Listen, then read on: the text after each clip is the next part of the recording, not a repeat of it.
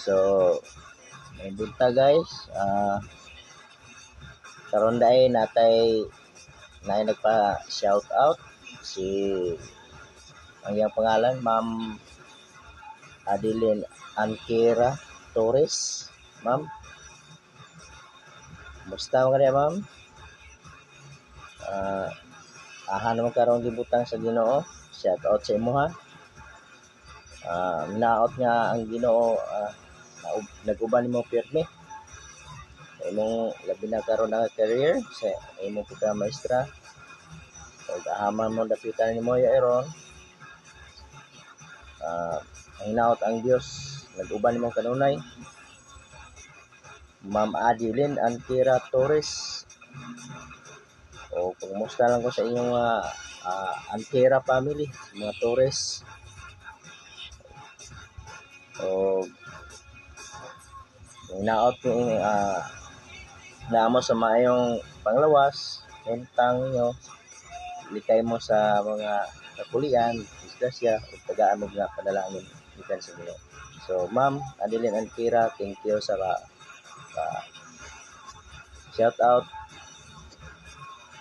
O pagpabili na gyapon sa pagwa napaday pahabol pa shout out kay Ma'am Adeline Ankera sa iyang nanay na siguro ni birthday. Happy birthday nay. Pila na nakakatuig karon. Naot nga ang Dios nag-uban nimo kanunay sa imong enjoyment sa imong birthday, uban imong pamilya, sa mga Ankera family, salamat sa inyo tanan, sa mga Torres family, salamat po ninyo tanan sa inyong pag happy nyo ron sa iyong birthday. Enjoy lang.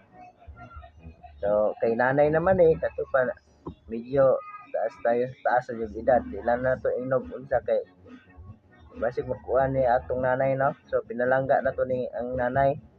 So happy birthday nay. Minaot ang Dios na ubay nimo pirme.